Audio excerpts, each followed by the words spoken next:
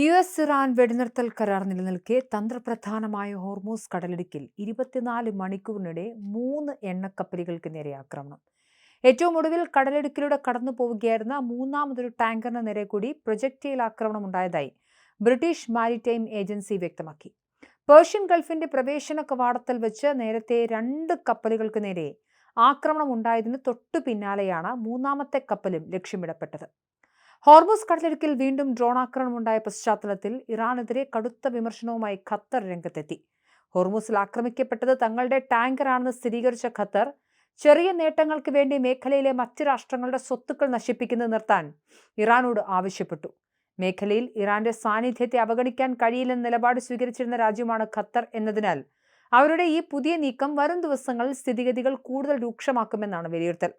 സംഭവത്തിലുണ്ടാകുന്ന എല്ലാ പ്രത്യാഘാതങ്ങൾക്കും നഷ്ടങ്ങൾക്കും പൂർണ്ണ ഉത്തരവാദി ഇറാൻ മാത്രമായിരിക്കുമെന്നും ഖത്തർ മുന്നറിയിപ്പ് നൽകി. ഹോർമൂസിൽ വീണ്ടും ടാങ്കറിന് നേരെ ഡ്രോൺ ആക്രമണം ഉണ്ടായതായി UK ഏജൻസിയും സ്ഥിരീകരിച്ചിട്ടുണ്ട്.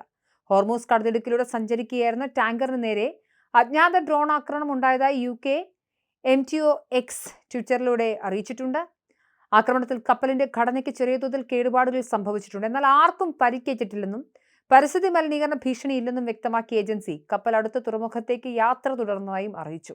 നേരത്തെ ഒമാൻ തീരത്ത് വെച്ച് ആക്രമിക്കപ്പെട്ട കപ്പലുകൾ ഒന്നിന് തീപിടിച്ചിരുന്നു. ഹോർമൂസ് കടലിടുക്കിൽ നിന്നും ഒമാൻ ഉൾക്കടൽ ലക്ഷ്യമാക്കി തെക്കോട്ട് സഞ്ചരിക്കുകയായിരുന്ന ഈ കപ്പലിന്റെ ഇടതുഭാഗത്താണ് പ്രൊജക്ടൈൽ പതിച്ചത്.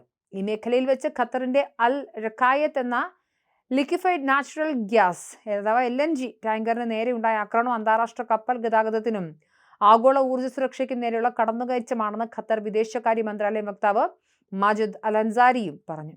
ഇത് അന്താരാഷ്ട്ര നിയമങ്ങളുടെ ഗുരുതരമായ ലംഘനമാണെന്നും അദ്ദേഹം കൂട്ടിച്ചേർത്തു. ആക്രമണത്തിന്റെ പൂർണ്ണമായ നിയമപരമായ ഉത്തരവാദിത്വം ഇറാനു മേലാണെന്ന് ഖത്തർ പോസ്റ്റിലൂടെ വ്യക്തമാക്കി. ഇറാൻ നൽകിയ മുന്നറിയിപ്പുകൾ അവഗണിച്ചതിനെ തുടർന്നാണ് ഖത്തർ ടാങ്കറിന് നേരെ ആക്രമണം ഉണ്ടായതെന്ന് ഇറാൻ ഔദ്യോഗിക ടെലിവിഷൻ ചാനൽ റിപ്പോർട്ട് ചെയ്തെങ്കിലും ആക്രമണത്തിന്റെ ഉത്തരവാദിത്വം ഇറാൻ നേരിട്ട് ഏറ്റെടുത്തിട്ടില്ല. രണ്ടാമത് ആക്രമിക്കപ്പെട്ട ടാങ്കറിനും കേടുപാടുകൾ സംഭവിച്ചിട്ടുണ്ടെങ്കിലും ജീവനക്കാർ സുരക്ഷിതരാണ്.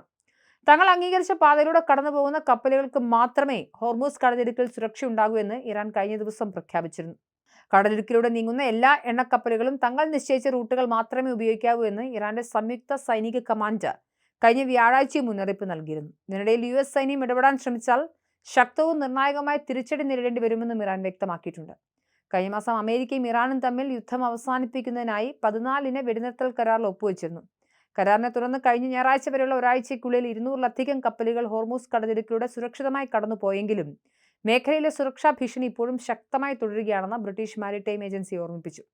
അതേസമയം യുദ്ധത്തിന്റെ തുടക്കത്തിൽ കൊല്ലപ്പെട്ട ഇറാന്റെ പരമോന്നത നേതാവ് അയത്തുള്ള അലി ഖമനേയുടെ സംസ്കാര ചടങ്ങുകൾ പൂർത്തിയാകുന്നതുവരെ ഇരു രാജ്യങ്ങളും തമ്മിലുള്ള ചർച്ചകൾ താൽക്കാലികമായും നിർത്തിവച്ചിരിക്കുകയാണ്.